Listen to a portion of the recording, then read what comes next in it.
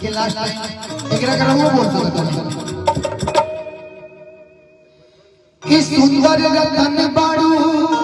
दोस्तों लाइक करें, शेयर करें, फॉलो करें, हमारे चैनल को ज़्यादा से ज़्यादा शेयर करें, लास्ट तक वीडियो देखें, अच्छा लगेगा। दोस्तों लाइक करें, फॉलो करें, हमारे चैनल को ज़्यादा से ज़्यादा शेयर करें।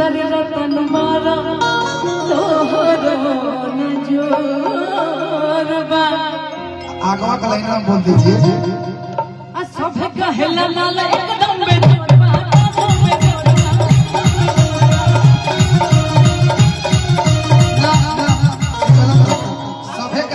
आप कहना कि रानी कहली माल एकदम बेजोड़बा।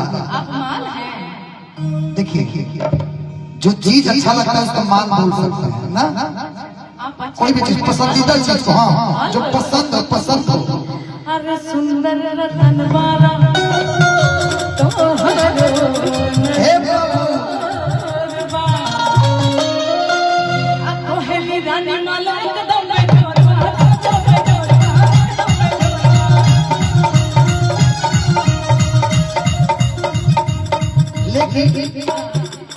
भाई बुढ़ावा पूछले कि लइका चिल्लाले। दोस्तों लाइक करें, सपोर्ट करें हमारे चैनल को, ज़्यादा से ज़्यादा शेयर करें, वीडियो अच्छा लगे तो। लेकिन आप चले जाइए इसको ही ना थोड़ा सा ऐसा डाल दीजिए, ऐसे ही डाल दीजिए। क्या बात है, अगर एक खाली ले लेंगे ना आप फूल हो तो लगे कि मंदिर में भी आप जा रहे हैं दर्शन करने के लिए। कि छोड़ी गवना हरि में हरिया, छोड़ी गवना हरि में हरिया, या पैसा मुदारी के हो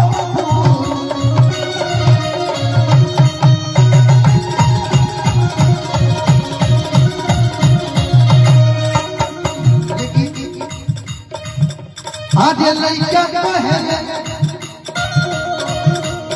कब हाथ चल दे।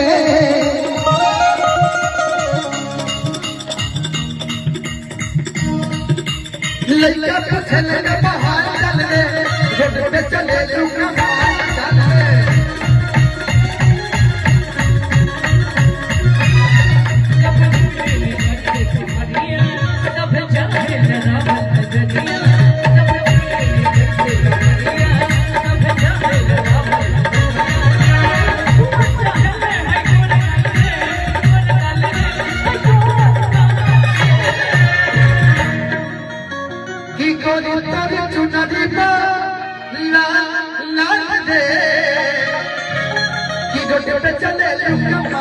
जियो हो जियो, हिला के कमर हिला के एकदम गर्दा उड़ाबो।